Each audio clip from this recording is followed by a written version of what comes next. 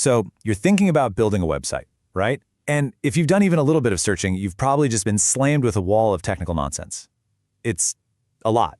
But what if I told you there's a way to cut through all that noise? Well, in this explainer, that's exactly what we're going to do. We're going to give you a super clear 5-step path to get your site up and running, and you don't have to be a coding genius to do it. Yeah, that feeling? Totally normal. I mean, the sheer number of options and weird technical words out there is enough to make anyone's head spin. But hey, don't worry. That's why we're here. We're going to break it all down for you. You've seen them, right? HTML, CSS, SEO, WordPress, Wix. All these terms just get thrown at you. It's so easy to look at that list and think, oh man, I guess I need to be a professional coder just to get started. But the truth? You absolutely don't. And we're going to show you exactly how to skip all that confusion. Okay, so here's the plan. It's a simple 5-step roadmap to take you from feeling totally overwhelmed to having your site live on the web.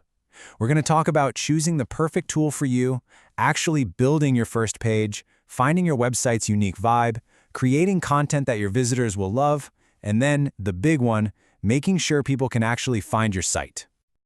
All right, first things first, there are literally hundreds of tools out there. So the single most important decision you're going to make right at the beginning is picking the right one for what you want to do. Now, it might feel like there are a million different options, but here's the good news. They pretty much all fall into just 4 main buckets. And once you get this, choosing becomes so much easier.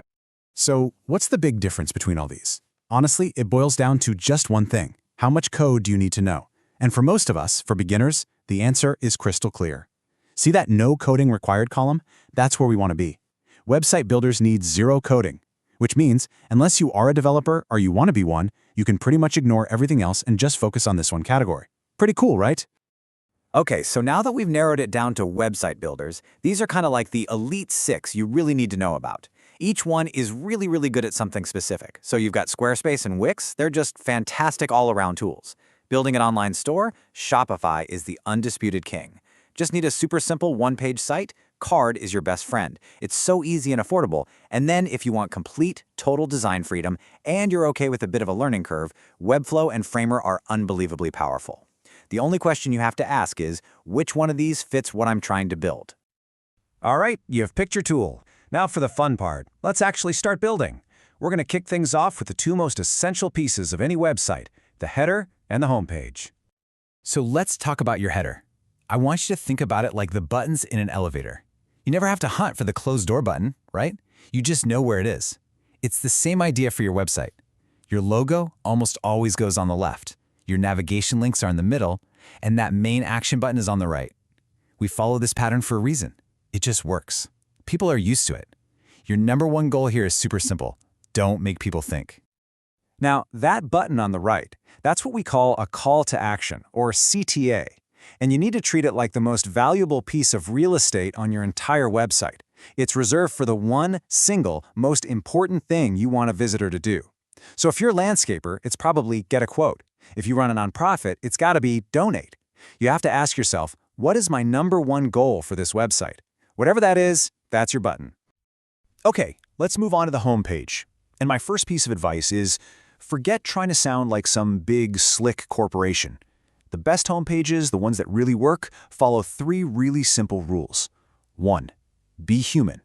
People connect with and trust other people, not some faceless brand. 2. Be concise. Seriously, people scan websites, they don't read novels.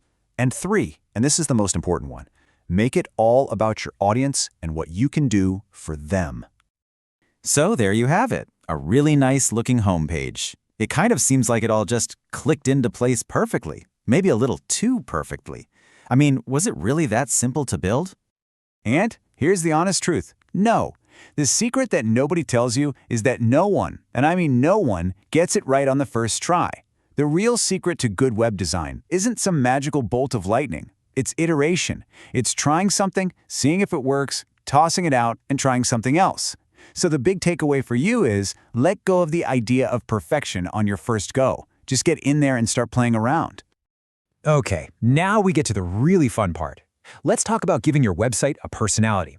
Finding its vibe, using things like colors and fonts. I want you to picture a shopping mall. All the stores are basically just big boxes, right? But think about how different their entrances look. You've got the Apple Store, all clean and minimalist and sleek, and then right next door might be a toy store that's just an explosion of loud, bright colors. Your website's design, your colors, your fonts, the pictures you choose, it does the exact same thing. It creates a mood, it tells visitors what you're all about before they've even read a single sentence. So, we've got a great homepage. What else do we need? What other pages should you build? And the answer is actually really simple. You should only create pages that answer a real question for your visitors. Pages that are genuinely helpful. And this right here shows the massive difference between being vague and being genuinely helpful. You see, corporate jargon like "we're committed to quality" all the time, and it means absolutely nothing. But a specific, concrete promise like "you'll never be on hold for more than 10 minutes," now that builds real trust.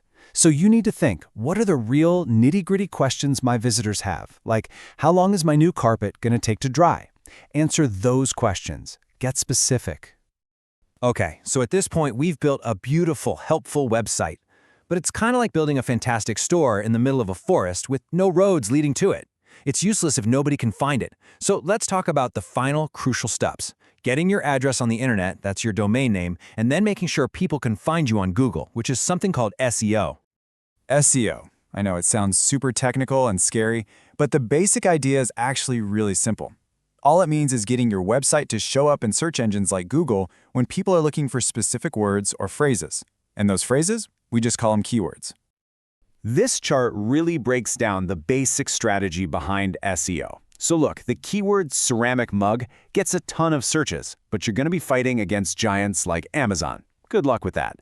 But what about handmade ceramic mug? Ah, see? It's more specific, which means less competition. Or you could get creative with a blog post about housewarming gifts. Your whole goal is to find that sweet spot, keywords that people are actually searching for, but where you have a real shot at showing up on the first page. And to show you how powerful this is, just look at this number, 3,600. That's how many people search for pottery classes in Toronto every single month. Now, if you happen to run a pottery studio in Toronto, that's a huge audience that is actively looking for exactly what you offer. They're just waiting for you to show up. So when you boil it all down, what's the real secret to a great website? I can tell you it's not the technology, it's not the fancy tool you pick, or your ability to code. As we've seen, it really comes down to these simple ideas. Be human, be concise, and don't be afraid to iterate. But there is one single idea that holds all of this together. One principle that is more important than all the others combined. And this is it. This is the whole ball game right here. Building a great website is, at its core, an act of empathy.